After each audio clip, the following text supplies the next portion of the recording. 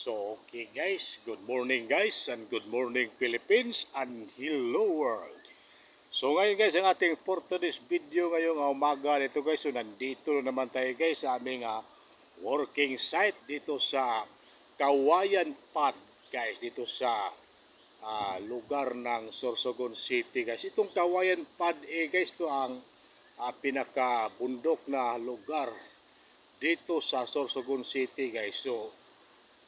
So nandito ang aming other project na naman dito guys, dito sa Kawayan Pad dito sa rural place ng Sorsogon City guys. So welcome naman guys sa ating another video naman guys, ngayong umaga na ito guys. So ngayon guys, ang aming ngayon guys ang ating panahon ngayon guys. So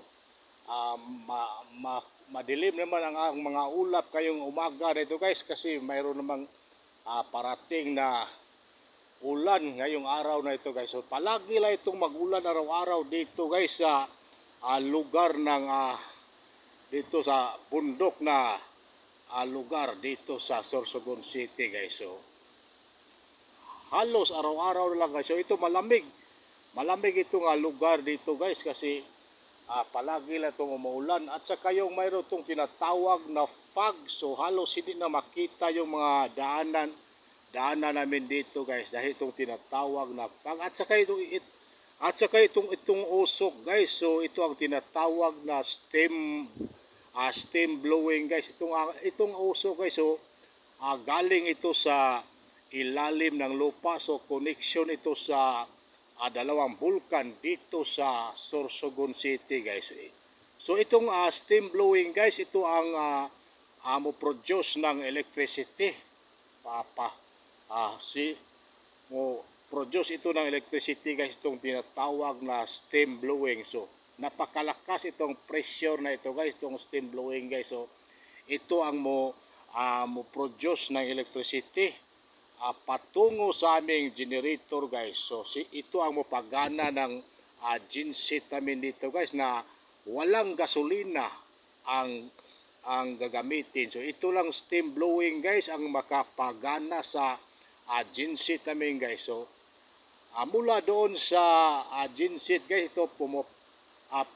itong steam blowing guys pumapasok ito doon sa ito mga malaki na tubo. So patungo sa itong tinatawag na turbina. So papunta sa aming genset. Ito ang mo pagana ng genset namin doon sa aming working site guys. So ito ang mo pagana. So ito ang mo produce ng electricity guys, itong tinatawag na steam blowing. So mo produce ito ng power electricity guys, na umaabot ng 20 megawatts power electricity supply dito sa lugar ng Sorsogon City guys. So napaka-unique itong invention nila dito guys, itong planta nito guys. Hindi gumagastos ng gasolina dahil sa itong tinatawag lang na steam blowing. Ito ang mopagana sa genset, at saka yung mo produce ng electricity, power supply electricity dito sa lugar ng Sorsogon City guys. So maabot siya ng 20 megawatts power electricity supply dito sa lugar ng Sorsogon City guys. So ngayon guys, nag-antay pa kami sa aming oras guys, nga bandang alas 7 ng umaga guys. So aming start sa aming trabaho dito sa aming working site dito sa Kawayan Pad. So so ang aming ginagawa ngayon guys, so ganun pa rin guys. So mag-reprap kami naman ngayon, continue sa aming gawaing trabaho guys. Kada araw guys itong mag-reprap kami, at saka yung mahaba pa guys ang aming gagawin dito guys sa pag-reprap ng dito guys sa gilid ng sapa dito sa aming working site guys. So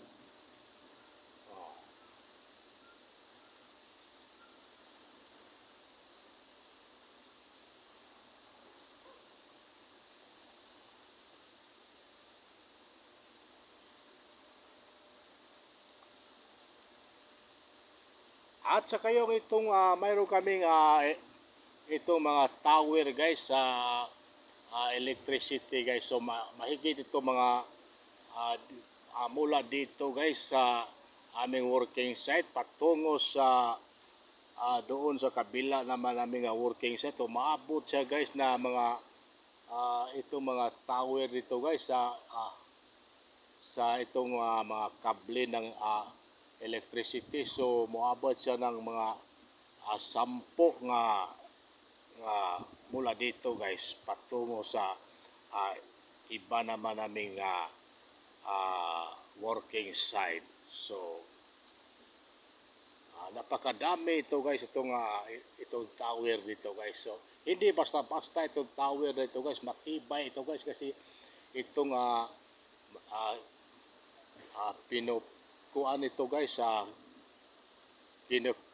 konkreto ito guys itong post, itong poste niya guys, ito guys yung poste niya guys. So konkreto ito guys, so matibay itong kuan guys, itong tower na ito guys, itong ginagawa dito guys sa tower. So napakatibay guys. So at saka yung malaki itong mga makapal itong ginagamit nila guys, itong itong mga angle bar guys. So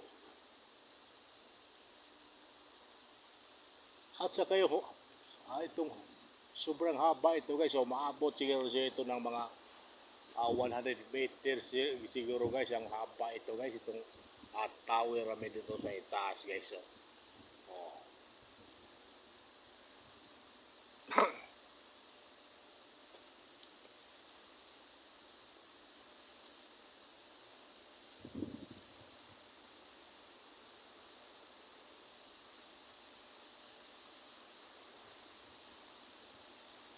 ngayon guys, alas 4 siguro kayo ngayon guys kasi wala kaming over siguro ngayon guys kasi lagi lang umuulan dito guys.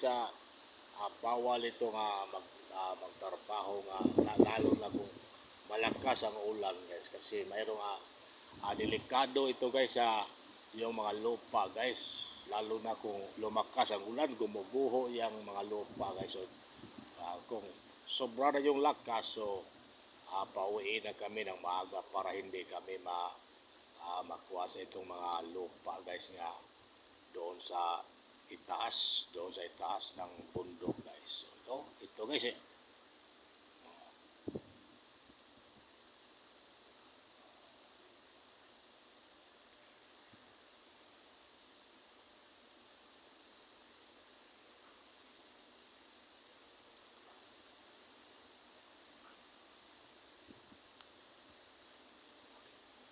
So ngayon guys, dito lang muna guys ang ating another video ngayong umaga na ito guys. So thank you sa panonood at thank you sa lahat na mga minahal ko ng mga followers and also for non-followers viewers. So thank you sa walang sawa niyong suporta sa akin. At saka mayroon pa akong sa shout out naman guys yung followers ko nga lagi lang ito nagsubaybay sa aking mga reels video and live broadcast from Cordoba, Cebu ito guys, itong kapatid ko itong thank you so much itong si Erenio Digamo. Thank you for your support kapatid sa aking mga reels video and live broadcast. Itong si Erenio Digamo from Cordoba, Cebu. At saka yung mga kapatid ko, pamangkin ko at saka yung pinsan ko doon sa Cordoba, Cebu. Thank you sa walang sawa yung suporta sa akin. At saka yung doon naman from Lagtang, Talisay City, Cebu. So thank you sa taga Lagtang, Talisay City sa